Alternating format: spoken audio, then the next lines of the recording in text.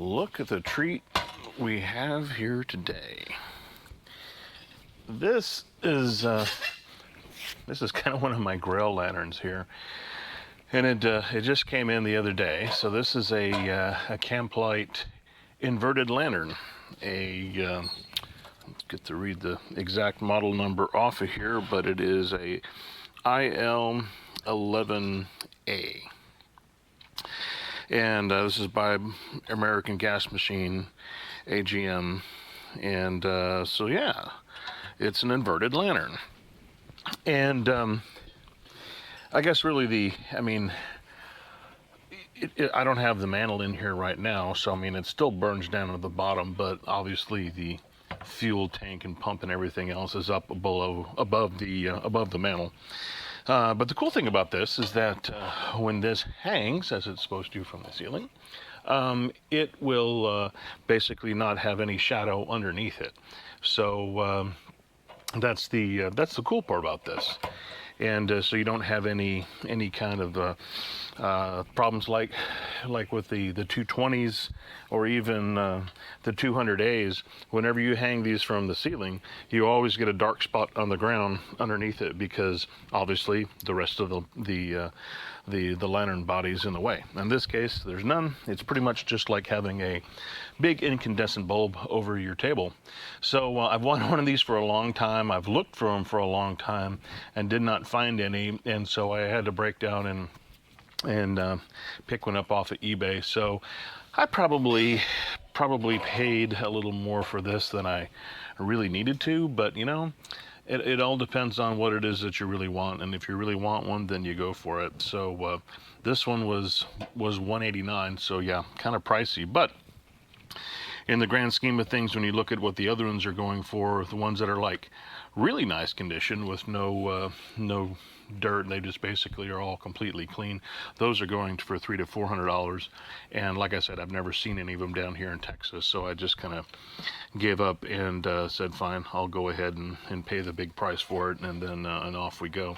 So I have not done anything with this other than take it out of the box that I received it in. And well, I guess I did put the bail back in place because that was removed for shipping, but it's easily removable and replaceable. It's just kind of spring loaded and it just goes right back in there, so that's not a big deal. But I can tell you that the cap on here is really tight, so we'll have to take that off to see how well the gasket is doing. The pump itself on this side here, it does not seem to provide me any resistance that I can, maybe a little bit. I think the leather just needs to be oiled. That's pretty simple. The valve works fine. This tip cleaning lever is a little bit bent.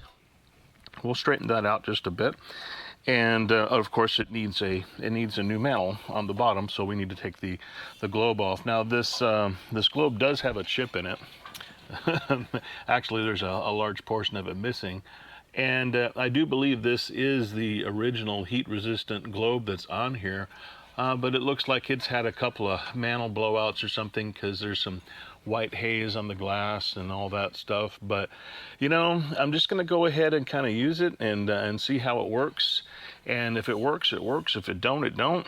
I know Old Coleman Parts sells reproduction globes for them, so I can get a replacement globe, so that's great. They also sell reproduction generators, so if the generator is plugged and clogged and we can't get that to work, then I can get a new one of those too. So yeah, but that's pretty much it. It's all pretty straight, and we'll just kind of get to it, right? So I think what I'm going to do first is that before unloosening this cap, since it seems to be just hammered down really tight, I'm going to go ahead and unloosen the screw up top in case we need to replace the gasket. I've been told that these get replaced with a standard Coleman gasket, so we just go, oh, see, it's already loose. So that makes that easy, so I can get that off.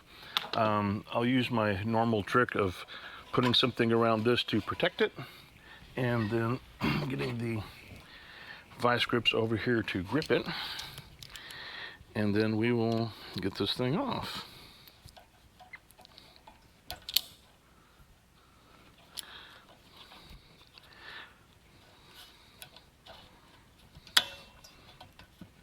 Oh yeah, she's on there kind of tight.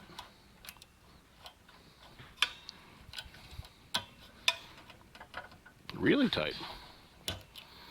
Trying to make sure that I'm not completely eroding my my protector material here, so we're going to go ahead and move that around a little bit. I think I might try to go to a little deeper grip here so I can get more force on it. Crank it down better. Wow, that's far more on there than I really expected. Okay, it's not a big deal. I mean, because we still got the option of using heat on here to make this work a little better. So I'm just gonna really crank on it here. Wow, that absolutely does not want to come loose at all. And I managed to go right through this, so I've put some apprentice marks on it, unfortunately.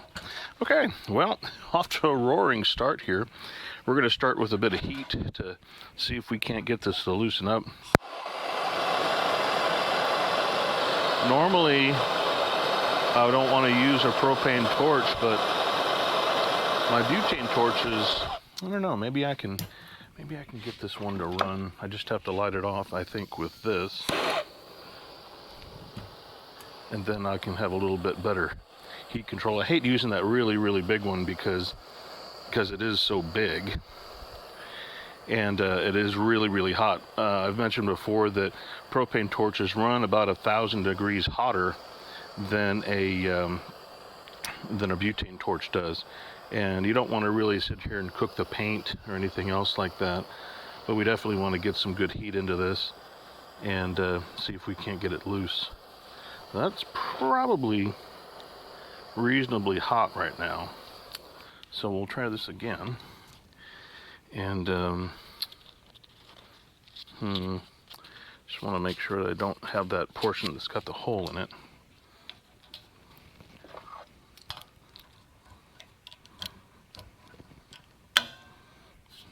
There she goes. See, I should have, it wasn't even a struggle. I should have done that the very first time. So here you go. Pay attention to what you've said in the past before you start doing dumb things in the future. Would have kept me from scoring the outside of the cap. Now, this should break the seal loose too.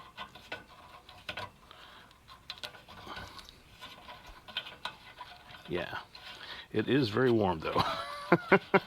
It is very, very warm.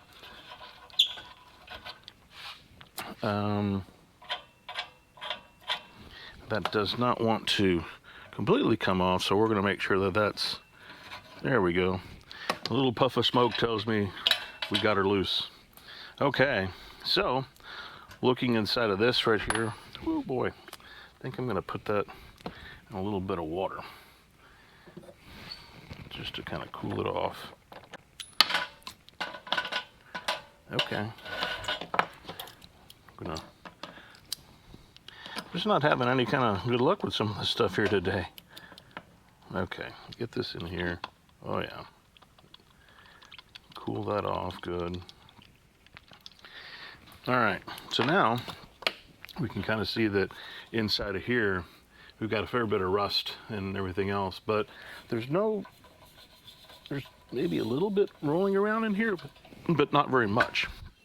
So I think that this is not any real big cause for concern. So just kind of take a look at this. It all seems to be relatively level. It probably could use a good flush with a little bit of fuel in there, so we'll probably do that. I think I've got a little piece of sandpaper here, and I'm just going to kind of spin on the top of this a little bit just to kind of clean the mating surface off some. And when we rinse the fuel through here, that will all kind of knock out the rest of the dust, and then it'll seal up nice. So that looks pretty good, actually. Just a little bit of a brush there on the on that makes it look pretty good. So I've been told also that this stuff is, they basically use the same gaskets as Coleman does. So I'm hoping that's true. It certainly looks like a one-piece cap off of a Coleman. I mean, sorry, three-piece cap. So we'll see. Yeah. So you can see the design looks almost identical. And we'll take one of the Coleman gaskets, see if it fits over it, and it does. So that's excellent. This is an easy fix. Back to over here where we torch out these cap gaskets.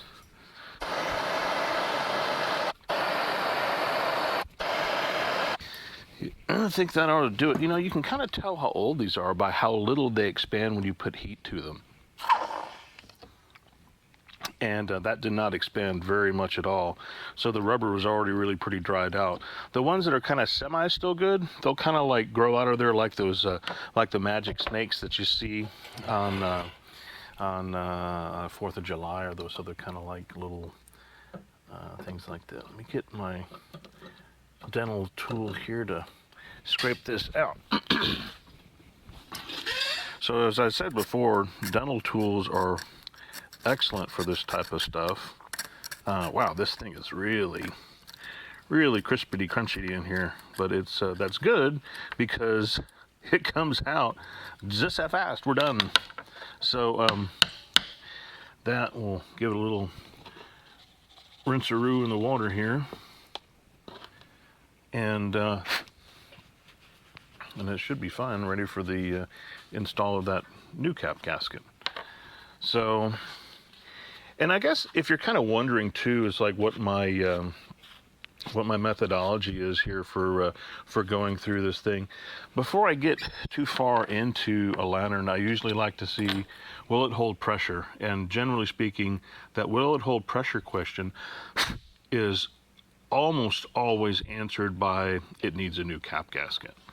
And so that's exactly what we're doing here. So we want to go ahead and get the new gasket in, and then we can actually see if when we get the pump, okay, it's fighting a little bit, but we'll get it.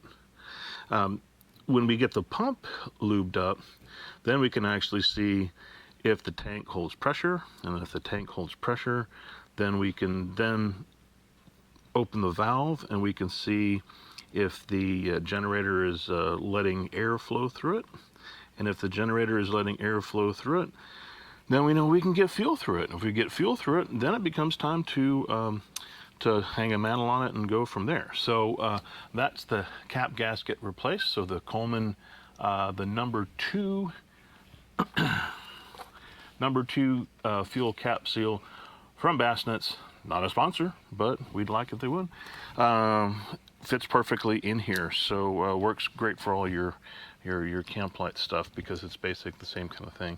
I'm going to put just a little bit of CLP on here, just because the threads are a little bit rusty, and I just want to get a little bit of lube on there so things work a little bit better. And CLP is good stuff. It's used as a gun oil. It's the one I've got was made by Safariland. I don't know if Safariland still owns CLP or not, but that's what I use, and it seems to work pretty good. So now this cap should screw on there like nobody's business, sort of, kind of. It feels a little crunchy still, but once we run it up and down a little bit with the CLP in there, and then probably not a bad idea to kind of scrub some of that old rust off of there. I also like PB Blaster, but it doesn't have as much, it has more solvent in it, and it's more for breaking things free. This has got a preservative in it, and that will help keep it from rusting. We'll just kind of wipe the inside of any kind of rust that we might have broken loose out of here. So there we go. That looks good. Still a little crunchy, but definitely feels better, and it seals for sure. So the next thing that we're going to move on to is addressing the state of the pump leather. So we will get our little screwdriver out, get a little parts tray out here, which has gotten a little dirty from previous use, but we're going to clean that out. Get rid of our very crunchy gasket, which obviously not needed anymore. I think I need a little bigger screwdriver than that.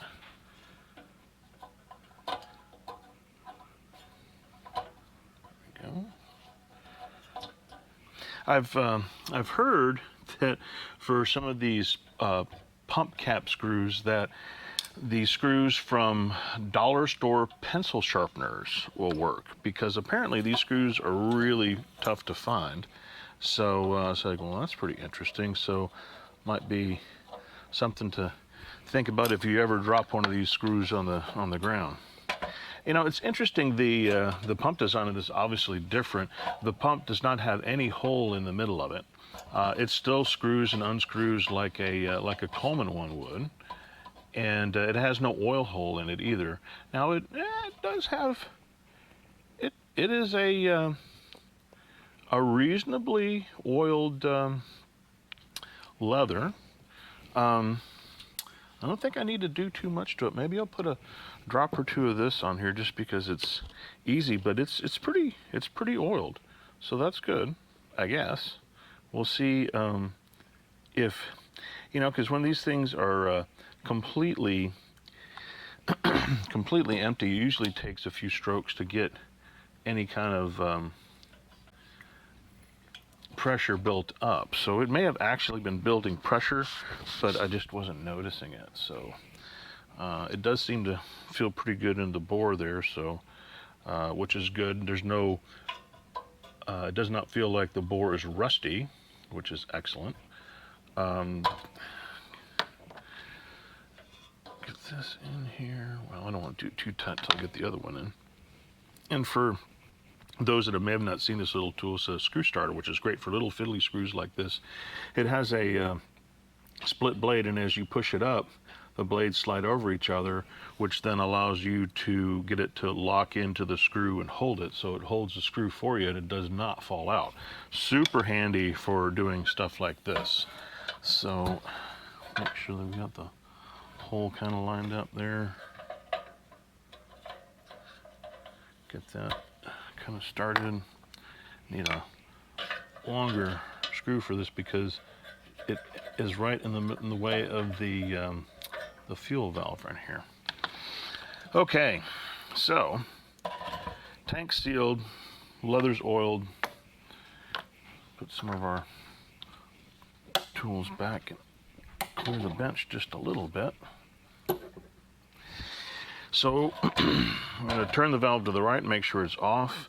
Yeah, this is a little bit bent, so let me kind of try to pull this out just a little bit. I'm just using some flat pliers with no grooves on them, so it doesn't mar anything. They say that in reading the manual operation of this is that this tip cleaner should be faced in towards the lantern, and this is the off position, and it's still kind of a little bit bent. I'll go ahead and maybe do it a little bit.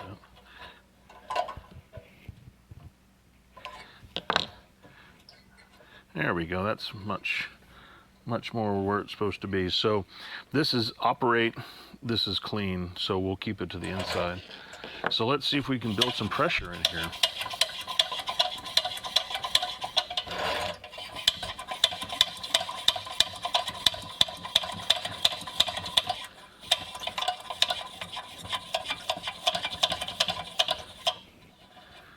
Okay, let's turn that down. Let's see if we get any air here. Yes, we got air. Excellent. Okay, so we're pressurizing, so that's great.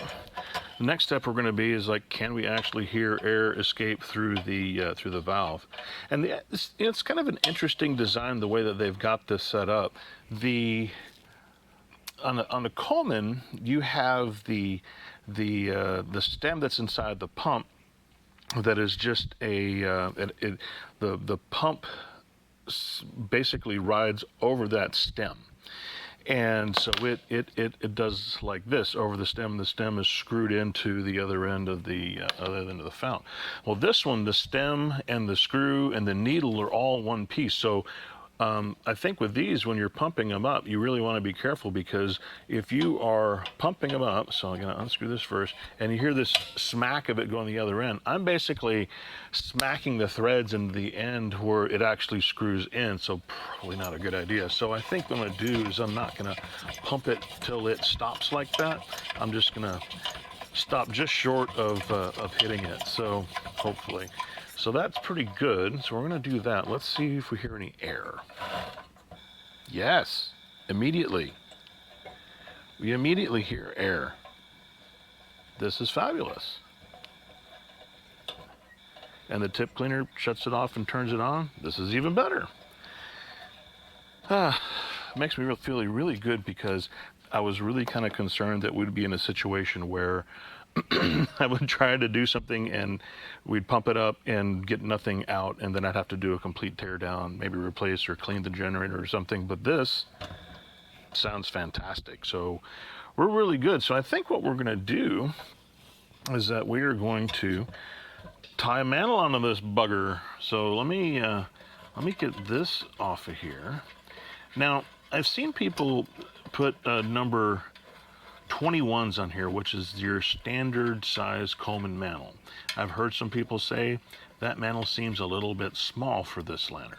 So I was like, okay, I've got something a little bit bigger, which is essentially like the 99, and that's actually what's on this one. So you can kind of see the 99 is a little bit longer mantle, and which would give us theoretically more light if this can drive it to the full brightness. So basically, again, mantles, they basically turn heat into light. If you can apply enough heat to heat up the entire mantle, it's the surface area of the mantle is what actually determines what your light output is. That's why if you've got, now, yeah, you can really see how bad that is chipped up. But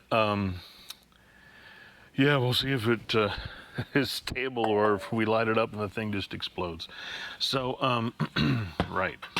So I guess we can take this off here too while we're at it, and then you can kind of see inside exactly what this looks like.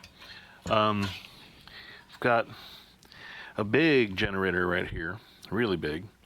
We've got a mixing tube here, and off we go. So I could pull all this stuff out, and instead of doing that, I'm just gonna hope for the best, right? I'm just gonna say, you know what, this is gonna work perfectly fine, and we won't have any problems.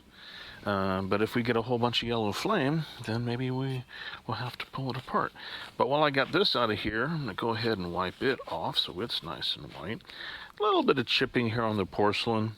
If I really wanted to, I could probably send this to Independence Porcelain Works or whatever and have them put a fresh coat of porcelain on it. But I'm not too fussed about it.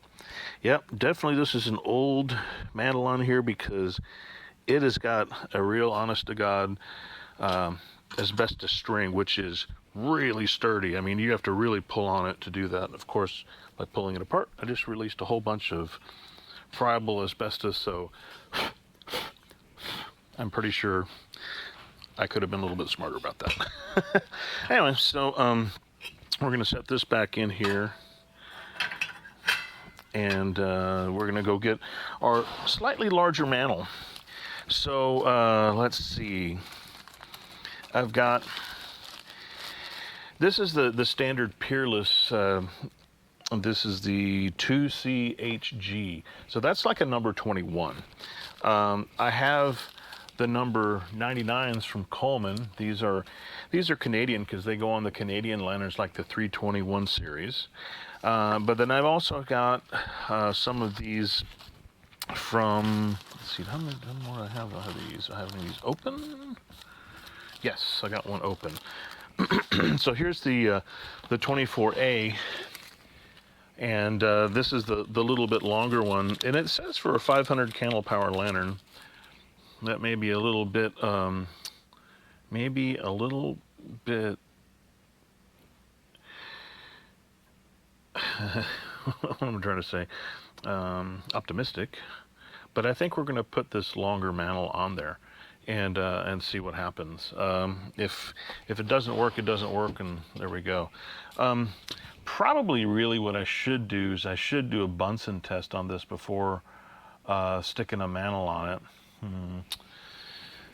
Yeah, let's do that. Let's make sure that it'll actually light. Of course, I'll probably light my bench on fire when I do that, because obviously the Bunsen is pointing straight down. Well, you know what? Everything else has worked so good, I'm just gonna go for it. I am not gonna be worried about doing that or not. I'm actually gonna try to make this as easy as possible and just see if this cage won't come out super easy. No, not really. All right, folks, sorry about making 16 different decisions on what it is I'm gonna do, but yeah, this is my first time working with this thing, so it's a little bit difficult to kind of get in here. I hadn't really thought about this part of it being kind of a pain in the butt ski, but it is.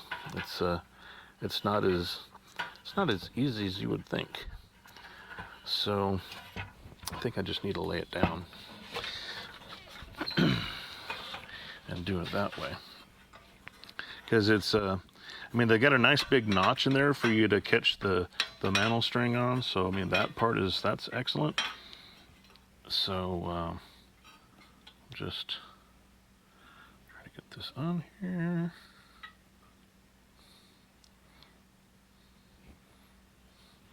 It's times like these your hands have like never felt bigger, right?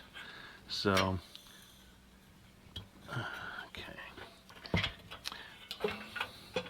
and the other thing I said I was going to do is that I was going to try to flush the tank out a little bit, and I haven't forgot about that.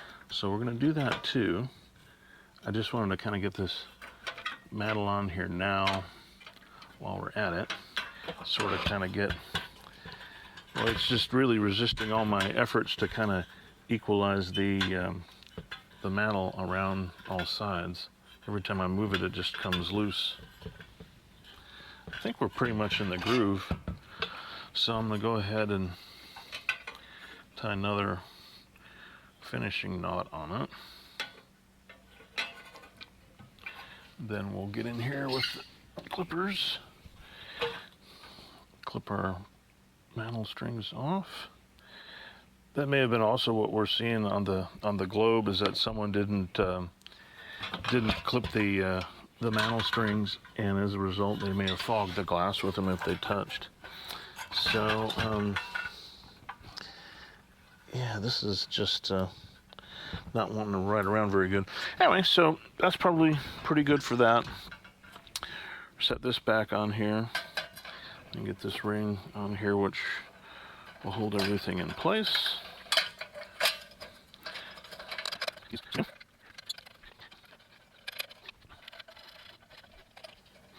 So what I'm doing here is that I'm not trying to snug them down real tight, just enough so they don't come on loose, and because, you know, this is going to expand and contract as it heats up. So there we are with a great big new mantle in there. We'll see if that was the right decision to make or not. Hey, holding pressure still, so that's even better. We're gonna get some fuel in here, and we'll probably do this and this.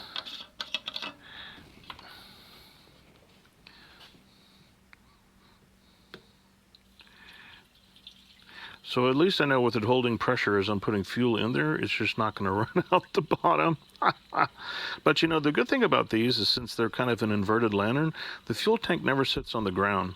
So it never really gets that dampness or condensation on it. And if it does get condensation, you know, it'll warm up quicker because it's not in contact with the ground. So, you know, hopefully that is better at keeping this in in good shape. So gonna do this. Put this back on here. Just kind of trying to drool a little bit from there. Okay, got that.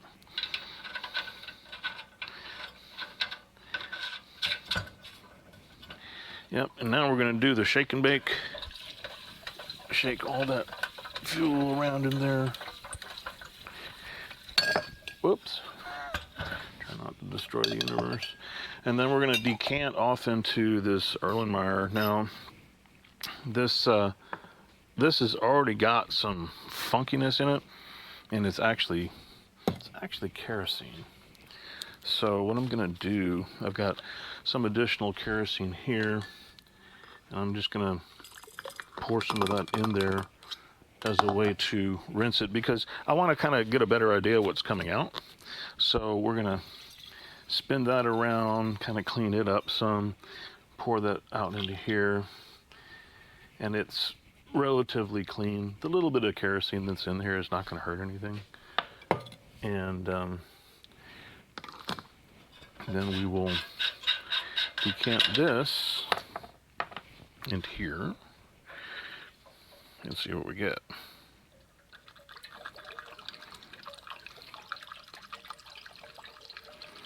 We're trying to pour as quickly as we can to carry that any kind of rust and debris along with us. And yeah, it looks pretty rusty. Getting some of the last bits in there, but they're really small little particles and they're not big, so that part's good. And put that in here. So yeah, pretty rusty. You can see on the bottom there, there's a lot of that's already kind of settled out. But what we'll do is that we'll just use the filter here, and then we're gonna run this back through, and it should be fine. And I'm not gonna pour the very bottom of it off. And that's the great thing about these flasks, is that they really help kind of settle everything off. So just gonna pour slowly.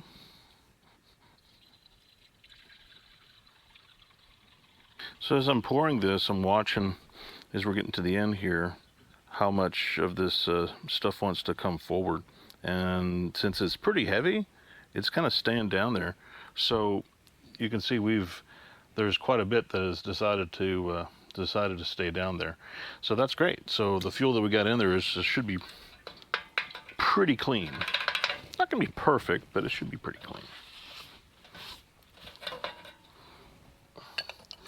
So now we need to burn the mantle, and I think for this, I think I'm going to use a match on this one, because it's just the way the globe is set up is kind of a little bit odd. So let me cap this off. That's probably a good idea.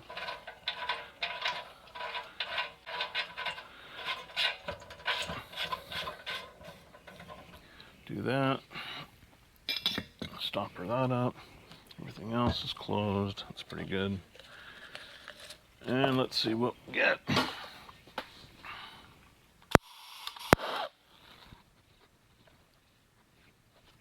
Right. Well, I can say that the draft upwards works pretty good. Don't breathe the smoke, right? So we're gonna just let that go, and that will shrink up and pull up even more. So we'll probably be in pretty decent shape. Got that down pretty tight. I think what we can do now is we can start pumping and go from there. So they say for their starting procedure that you are to pump it up, make sure your tip cleaner is in towards the body of the lantern, open this up one full turn, and then light. So we're going to start off with pumping until it feels right. Okay, so we're getting some good resistance there, and as I'm doing this and I'm watching the mantle wiggle left and right, I'm like, well, maybe I should have pumped it up before I burned the mantle off, because, you know, the mantles, until they've actually burned in, they're kind of fragile. So at this point, I think we're gonna go ahead and start this up. We're gonna wait for it to hear the fuel spit before we put a light underneath it. And it might take a while, since this is, you know, hadn't been fueled in a while, but let's see what happens.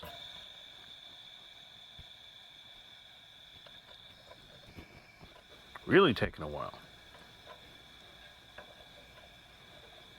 Even with it open all the way, I'm not hearing any fuel moving. This is when you say, maybe testing with that Bunsen first would have been a good idea. Okay, so I'm going to shut it back off, go pump back up again.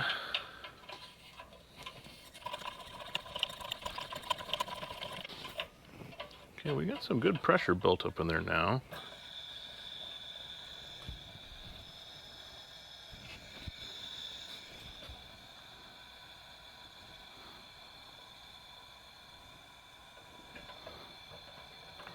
Sometimes you have to open these valves all the way up when they haven't started for a while. So let's try the sloshy slosh trick. I'm pretty sure I have enough fuel in there. Doesn't sound like much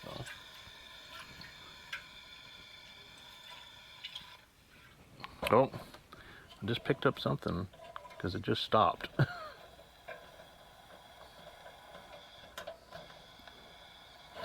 Oh, I think we got fuel dripping out of the bottom now. Well, this should be interesting.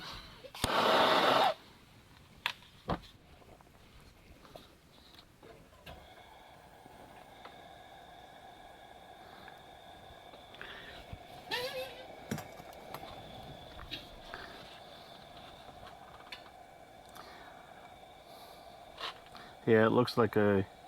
Oh no, I guess I didn't break the mantle, so I guess that's good.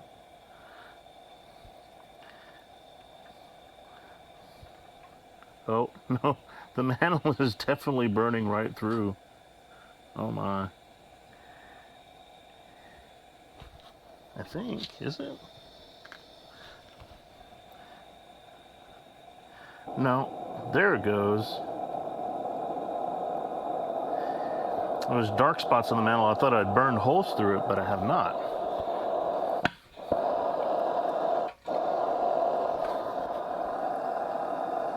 Okay. It looks like we have 2 jets that are working and then 2 that are not. So, yeah.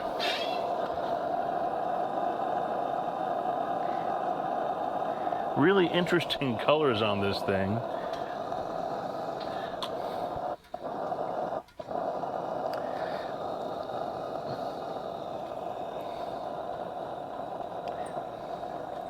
Yeah, it seems to be running like super rich.